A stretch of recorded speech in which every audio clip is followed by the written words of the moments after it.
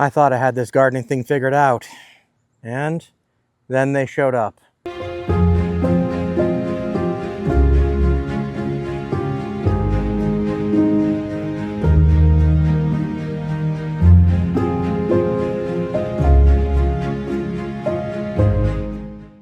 Hello and welcome to Sproutlogic Gardening.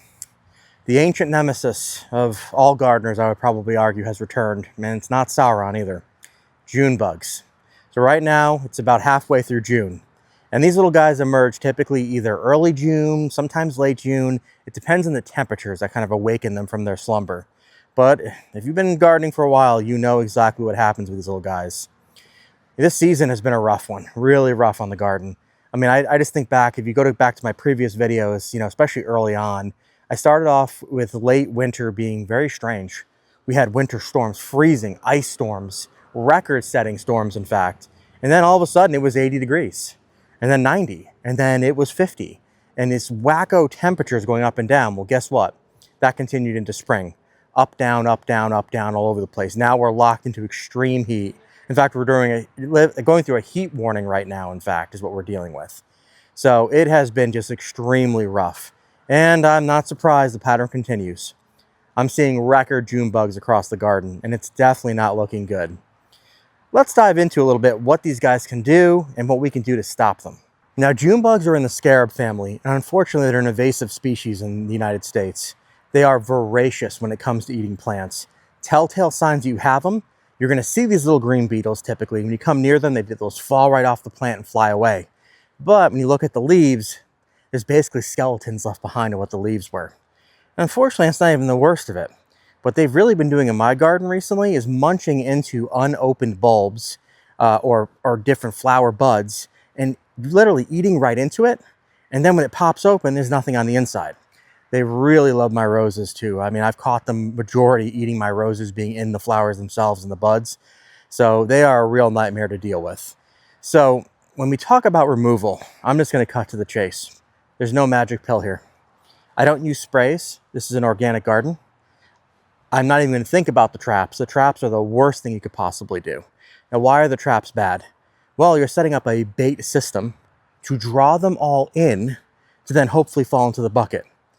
How well do you think that goes when now instead of dealing with 10 or 20, you have 1,000 of them you're summoning into your garden? I don't recommend it. And then, of course, there's the nematode method. Well, you put nematodes in the soil and they'll go ahead and deal with them. Yeah, that's great in theory. Unfortunately, you'd have to treat everything around you with nematodes to get rid of the larval stage in order to be effective. Your lawn, it's a drip in the pond. Not really going to do much. So what method do I actually use? Manual removal. Unfortunately, it's just the solid truth on this.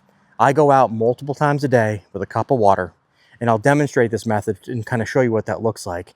But you grab a cup of water, drip some soap in there, mix it up, go outside, and the best thing you can do is try to go underneath the bug without warning it. You can't get too close. You want to drop pretty below it as far as you can. Put your hand above it, and then try to smack it in. Or if you hover your hand, if the cup's right below, their best defense method is to drop. Now they're green. Why do they drop? They fall into the grass, you can't see them.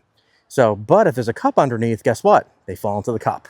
So I go out a couple times a day. So I'll do it at least probably 3 to 5 times a day for a minute or two, going around in my plants, just trying to catch them.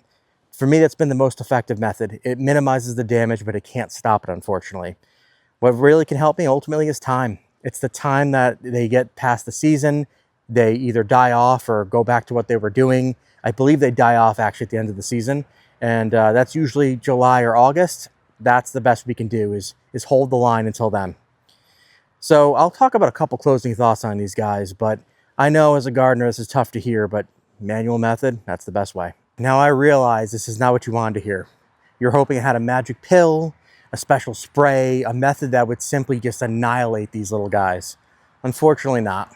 Really and truly, the best method is going to be that manual removal. Diligence is your best weapon. Going out constantly, checking, and be careful. Check under leaves, check buds on flowers, check open flowers. I found one earlier that was literally in the middle of my rose that was bloomed. I couldn't really see them until I moved the petals. They're tricky.